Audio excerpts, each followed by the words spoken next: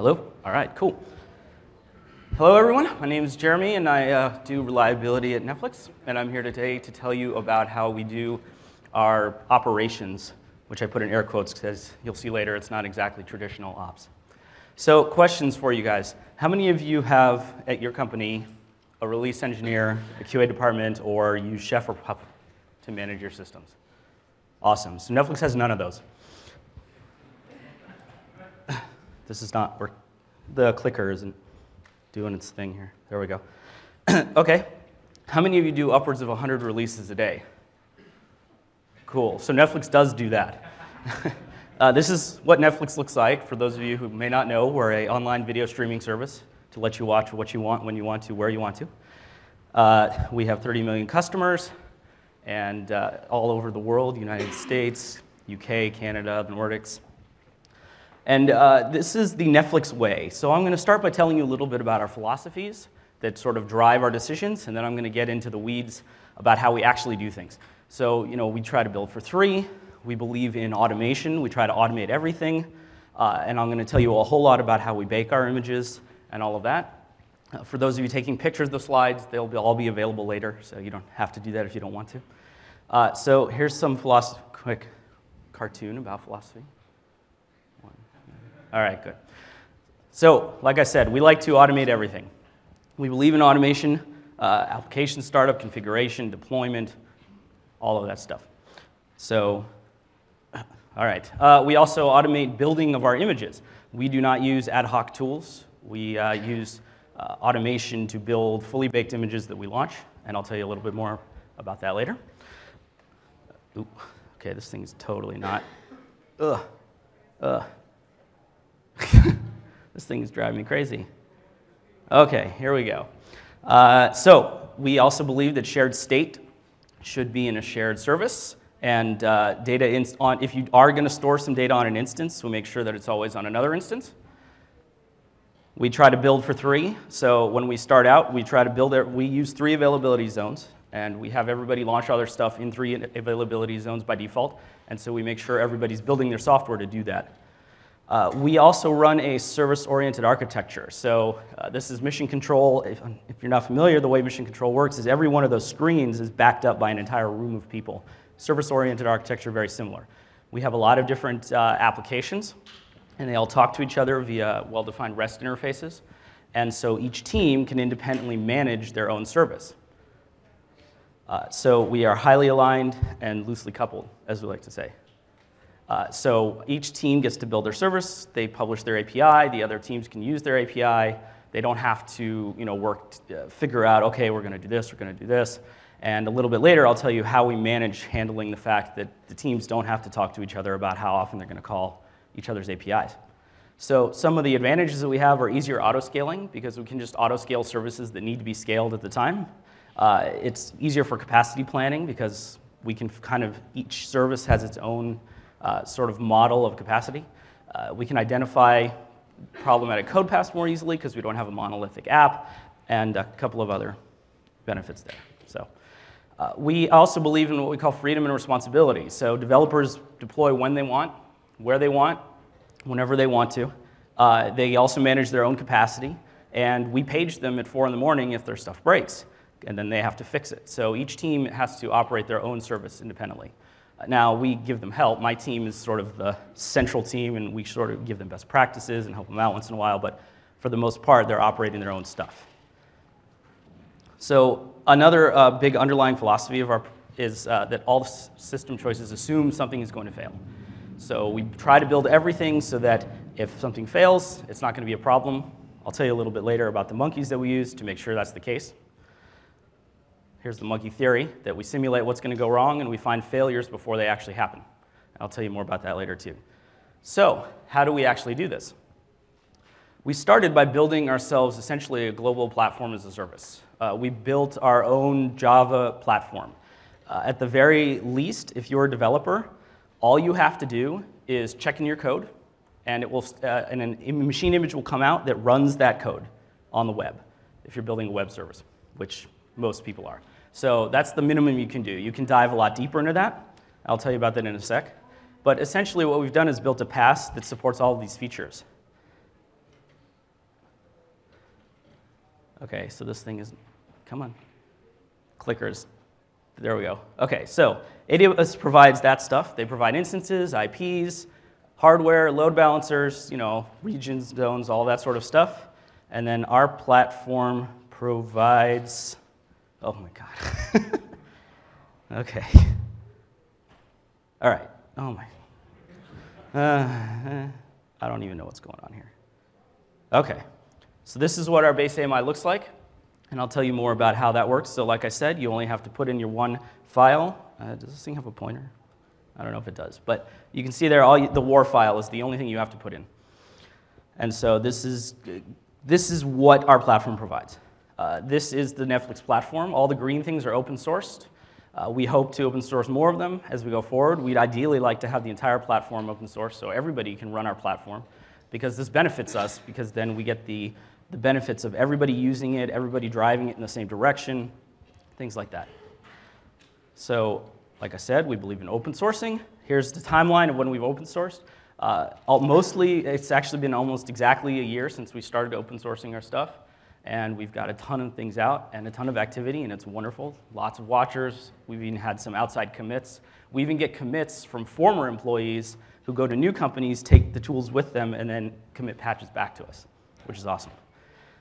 So let me tell you real quickly about some of our platform. We have Discovery, which is open source as Eureka, which is what we use to find our instances. Things can register with it so that everything else knows where to find it. We have entry points, open source as Edda, which lets us do queries and find out about our infrastructure. It also has an API, which I'll tell you about in a little bit, that other machines can use to query the state of Amazon, of our systems. We have our internal web service, which is like our internal load balancer. It essentially directs traffic in an intelligent way. So if you're trying to hit a service, it'll make sure to go to the one that's in your zone before going outside your zone, things like that. The geolocation library. Wow. I don't know what's wrong with this thing, but.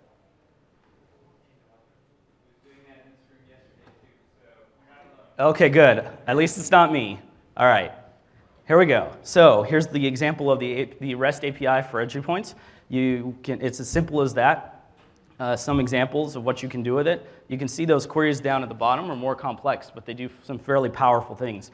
And these are really useful for us when we're running all the instances that we are, because sometimes you got to find an instance somewhere, and you don't know which ASG to look in. So this really helps us out.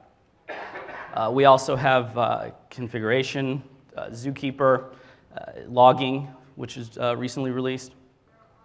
And we have a couple of things that we use to keep it secure as well. So we built a service that does key management, which is very similar to the feature that Amazon recently released. That way we don't have to keep keys on boxes, because that's one of our essential rules, is we don't keep Amazon keys on boxes. We check them out instead. And then we have some libraries for data storage for Cassandra, Preem, SDNX. We also have EV Cache, which is our wrapper for Memcache, and also some proxies. So there we go. Speaking of data, what do we do with all of our data? We store it. We store it in caches and in Cassandra and in RDS. Oh my God, this thing is driving me crazy.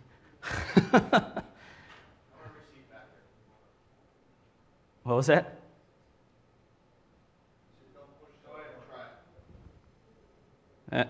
Nothing. There. Okay. This is our Cassandra architecture. If you look closely, you'll see the way we divide our keys is we use Preem to make sure that the keys are split out across the regions so that each chunk of data lives in all three regions. And that way, if any one region disappears, we still have two copies of that data left, so that Cassandra can keep writing, can keep reading, and it can keep running. Why do we choose Cassandra? Because it favors availability over consistency, writes over reads. Also because we're mainly a Java shop. We have lots of other languages, but we know Java well, and it was open source with support. So this is a little bit about, we have Preem, which is a really great tool if you're using Cassandra. It really helps with the administration pains of Cassandra. It divides things around the ring when you're trying to lay it out. You can grow and shrink the ring using it, etc. And then we have SDNX, which is our Cassandra accessing library. and it does some pretty intelligent things about how it reaches, which Cassandra is it going to request information for. Here's some examples of some of our tools that we use. So those represent our Cassandra rings. We have 50, I think, of them. Right? Yeah, 50 rings. So this is a representation of them there. This is how we can create. We have some GUIs on top of that we can use to create column families very easily. And so this is that representation, again, split by region, so you can see how the data is divided roughly. And it's also, we split it globally. And if you want to learn a whole lot more about Cassandra, we have an entire talk on Cassandra at Netflix later on today. So we also have the tools that we've created. And the tools are really what let our developers get done what they need to get done. How many of you are familiar with Asgard? Used by the presidential campaign. That's kind of cool. This is kind of what it does. This is the Netflix model of doing things. So we have the things that Amazon provides, like the autoscaling groups and the launch configurations and the elastic load balancers, and then Asgard sits on top of that basically and creates clusters and creates applications and things like that. And what it also does is it lets us do deployments. So for example, let's say we're going to deploy the API front end. We have a cluster of machines that are running it, and this was talked about in the keynote this morning, so this is great. It means that I can go quicker. We do red-black deployments. So we'll bring up a new cluster of the new code. It'll be a whole new cluster on the side. The traffic will be turned on both. Then we'll turn off the traffic on the old cluster. And then we'll wait overnight or whatever and come back in the morning and we'll see, hey, this cluster is great. Everything's working. There doesn't seem to be any problems. And so we destroy the old cluster. We just delete all those instances. And then we have the new cluster and everything's happy and good. Now, of course, sometimes code doesn't work as you expect. So we've got your old code running. We bring up the new cluster. Oh, things aren't looking so good because we got both, traffic going to both. We turn off the traffic to the old one, and now things are really bad, so we know that there's a problem. And so we can very quickly switch back the traffic to the old cluster, and now we're happy again because we're not serving that bad traffic, and then we just destroy that cluster. And so I actually am going to do that right now. So this is actually our version of Asgard. This is my team's software. And so what I'm going to do is I'm going to tell it to create a new cluster here of one instance of a medium size. And so it's going to create the thing here, and you can see it's right here. It's telling you what's going on. It's telling you how long it's been. It's giving you the whole log. And I'll come back to that in a little bit, and we can check out how that went. So here's some other screenshots of Asgard. This is our list of applications. We have 400 plus different applications running, each one independently managed. This is our list of autoscaling groups. We have over 600 different autoscaling groups running right now. I just checked it this morning, I think it was 642. And so these are the different groups, and so we use a lot of autoscaling groups because then our traffic goes, or our cluster sizes change with our traffic, and I'll show you a little bit more about that later. So here's that screen I just showed you with the red-black deployment. So what we've basically done is moved the granularity from the instance to the cluster. We've moved it up. We don't worry about independent instances. If one instance is doing something wrong, we just delete it. If it happens again and again, we might dive in and figure out, okay, why is it doing this again and again? It's probably a software issue. But if it just happens occasionally and it looks like a hardware issue, we just ignore it because that's Amazon's problem, not ours. So this is what we've done. We've lifted that abstraction one layer. So I told you earlier that we do fully baked machine images. We don't use ad hoc tools. We don't use Chef or Puppet or anything like that. And this is sort of a comparison of the two. This is the traditional model up at the top where you would take a generic AMI, then you would install some packages onto it from your repository or a public repository and have a running image, whereas we don't do that. So what we do, okay, there we go. So what we do is we have this pipeline basically for building our machine images. Or actually, this is for our app bundles. So you check in your code, and Jenkins pretty much takes care of the rest using Ant and Ivy, and it checks it and runs the tests, makes sure everything works, and builds out an image, creating an app bundle. So what we have is we have the base image, we have the foundation AMI and the base AMI, and what we have are snapshots of these EBS snapshots, and we have a bakery, so we have a set of instances. And what they'll do is they'll attach one of these snapshots, run the scripts to configure them and get them ready to go, take a snapshot of that EBS, and then that becomes our new master image. And then once that's done, we're ready for baking our app. We do this process every couple of weeks where we update the base image. The base image includes libraries that everybody uses, so it includes Java, it includes Python, a couple of the main libraries, things like that, any security updates that need to go in, any OS updates, etc. So every couple of weeks we do that. And then baking an application looks very similar. We have the base AMI, it gets mounted onto the bakery, then we mount up one of these snapshots that's available. Then the packages are pulled from our internal repo, and I'll show you a little bit the build script that does that. So it pulls in, installs the applications, puts it onto the EBS volume, we snapshot that off, and then we're basically ready to go. So we have a ready-to-launch app. I showed you this earlier. This is our base image. And you can do whatever you want to it. You can change out your Java interpretation if you want. You can do what my team does and make it not Java at all.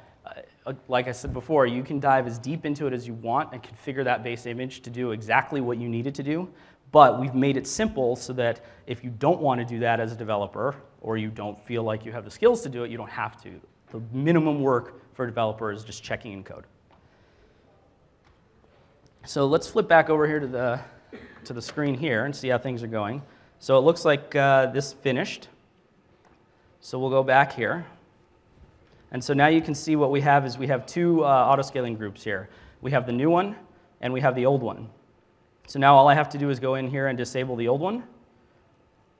And luckily this is in test and I happen to know what this one does, and disabling it won't actually do anything. So normally this is the point where you would be watching whatever logs you have or whatever to know whether your system is doing the right thing. In this particular case, I don't have to. So now you can see that this one here is disabled. There's no traffic going to this machine. All the traffic is now going over here.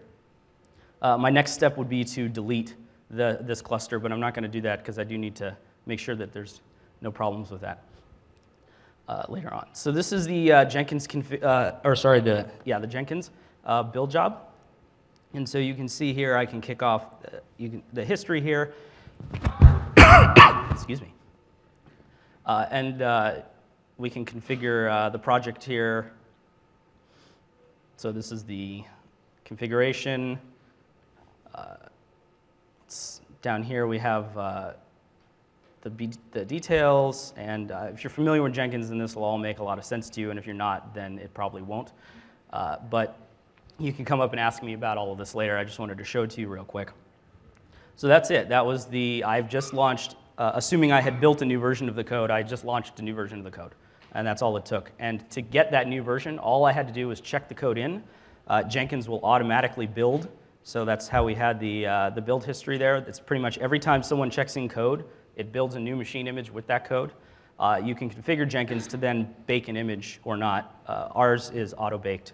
So basically, you check in your code and you come back to it 10 minutes later, and you're ready to launch it into test.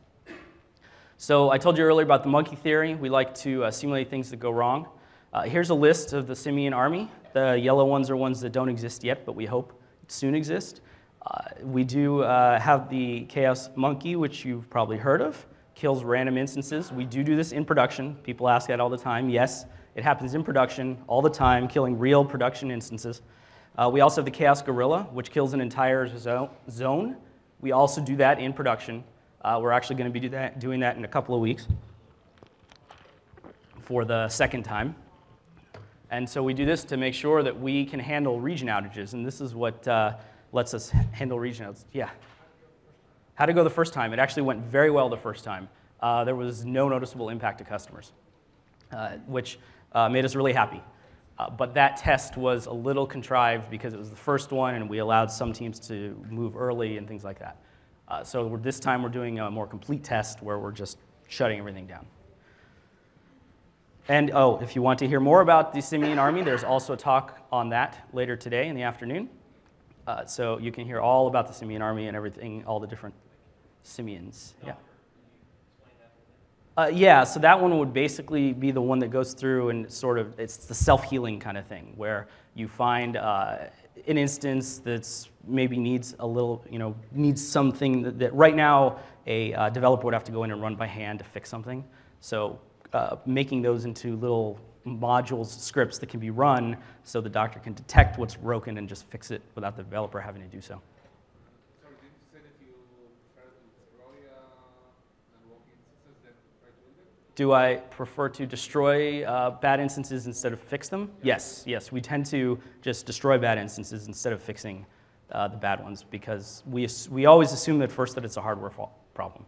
If it comes back, then we'll start diving into it to see if it's a software problem.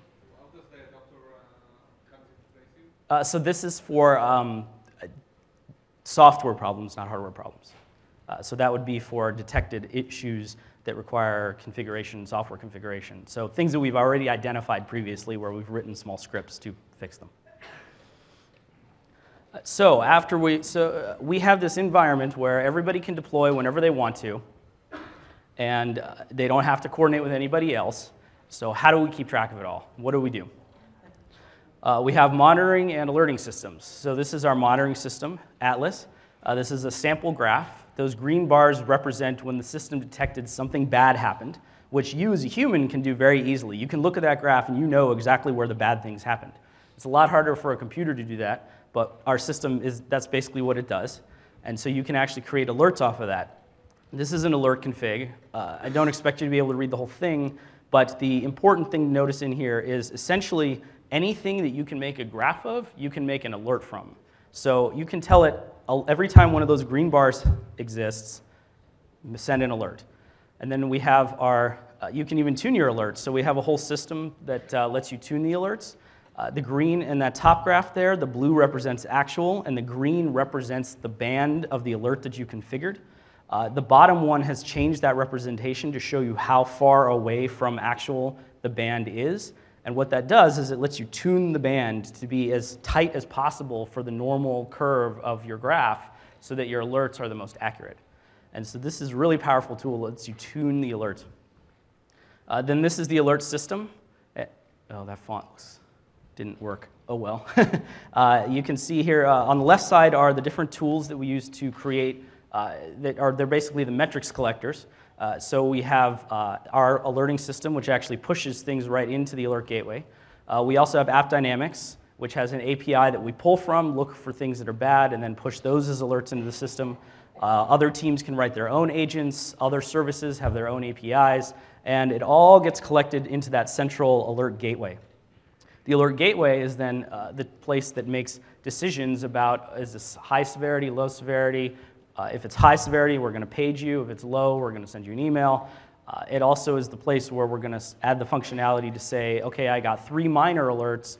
That's bad. Independently, they're okay, but the 3 together is a bad thing, so I'm going to create a new high-level alert.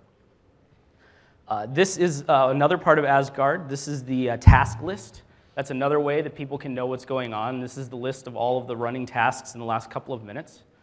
We also have a much deeper history on those tasks. They all got pushed into a system we call Kronos, which not only gets all the tasks from Asgard, but it also gets updates of changes throughout the system from everywhere. Our ultimate goal is to have 100% coverage, to have every team pushing everything that changes in production into this system so we have a complete timeline. However, even though it's not totally complete right now, it's still super useful, especially during outages. We can go through this system and say what changed at the exact minute that everything went to hell. And you go and look and you say, oh, this person changed this. You call them up, you say, hey, your change seemed to have broken everything. They can back it out or tell you why it's important to keep moving forward. But at least it gives us that tool to find out what's changing when. Because that's what's really important when you have this continuous delivery that's divided amongst all of these different people. It's a way for developers to communicate each other through code, basically. We also have a whole separate data collection pipeline. And there's a talk on this one as well. So you can hear that later on this afternoon. But basically, the collection comes in. It goes through MapReduce. It goes to Anu, which is open source. And then it goes into Hive. So we do 63 billion messages a day through that infrastructure. So you can see this is the graph of how many messages are being sent through that logging pipeline. So now I want to just tell you about some of our best practices. One of our best practices is our incident reviews. We use this very human element to keep things running smoothly. We make sure that our incident reviews people actually like to attend them. They're not for placing blame. We make sure that everyone knows we're not here to place blame. We're here to find out what went wrong and figure out how we can do things better. And I think that's the most important part, is that socialization of the fact that this is a good thing, not a bad thing. So people actually want to come so they can get answers to these questions, work with the other teams to figure out what went wrong. We also have, as I mentioned before, some best practices for our data. We keep everything in multiple AZs and divide. We try to, one copy in all 3 zones per region. So if we're keeping things in 1 region, it'll be there. If it's in 2 regions, there's actually 6 copies. Taking frequent snapshots and no secret keys. If you went to the security talk yesterday, you'll know why that's really, really important, because that's the #1 breach of security that happens in Amazon, is that lost credential and somebody messing with your Amazon stuff because they got your master keys. We also use autoscaling. I talked about this before. So we do not, our main goal is not for saving money. It happens to be a really nice side effect, but the main goal is reliability. We use autoscaling to make sure that every cluster is growing to meet its demands. You can see there the traffic peaks, how the clusters have grown.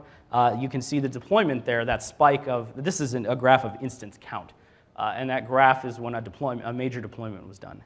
So you can see that we're scaling basically from, we're doubling essentially throughout the day. Another tool that we use is this usage tool. And this actually helps us figure out if we're doing something bad. Because if our usage suddenly goes way up, then probably we've deployed some code or done something that is affecting our usage, and that's probably a bad thing operationally that we may not notice any other way. We're going to notice it because we're suddenly using a lot more resources to do the same work. We also go, yeah, question. I'm sorry, I couldn't hear you. The usage data is actually, I think, less than that. I think it's hourly. But this graph here is daily because it's compressed. It's a couple months there. We also do multi-zone, as I told you before. We try to split everything across at least 3 zones. In test, we tend to use 2 zones just to save on costs. And then some of the benefits of those zones is they're loosely connected. They're basically different physical data centers, so they have low latency between them and regional uptime guarantee. We also go multi-region.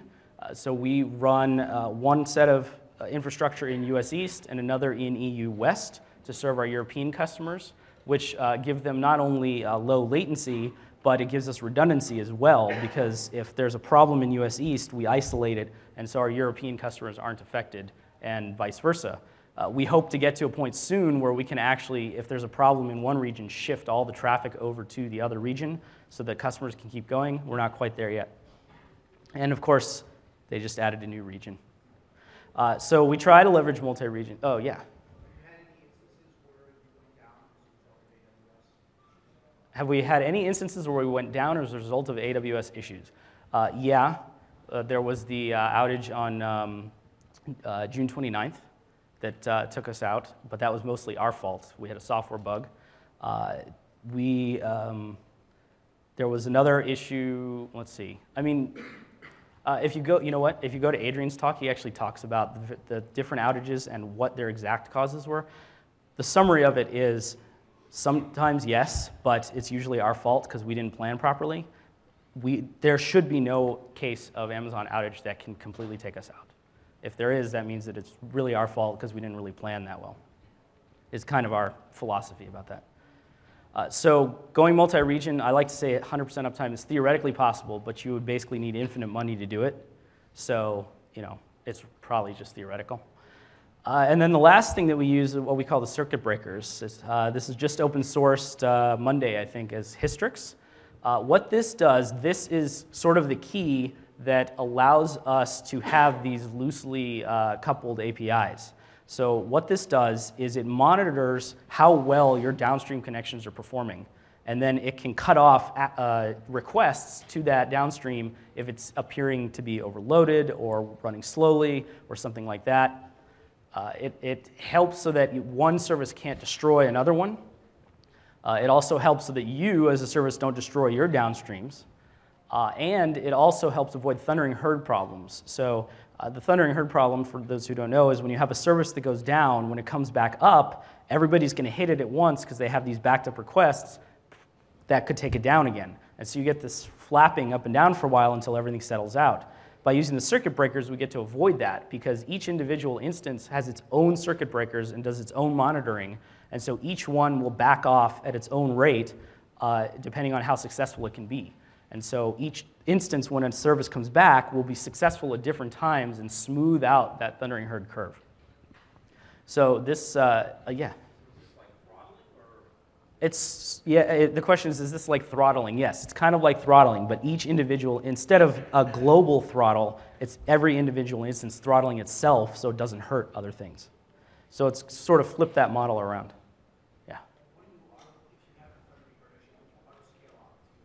If we have a thundering herd issue, can we auto-scale to avoid it? Sort of. Auto-scaling still takes time. You still have to wait for your instance to launch and boot and be ready to go. Some applications take 20 plus minutes to start up because they have to load a lot of data into their cache to begin. So auto-scaling sort of helps with that problem, but it doesn't solve the instantaneous problem. So just a quick reminder again, Netflix is, a lot of it is open sourced. It's on our GitHub, github.com/Netflix or netflix.github.com, either one. Also, we are hiring, so if you're interested, we have a booth in the show floor over there, so if you like what you hear. And also, we're definitely interested in your feedback. Your feedback is what makes these talks better, so please let us know. And as I mentioned, there's a couple more Netflix talks today. And at this point,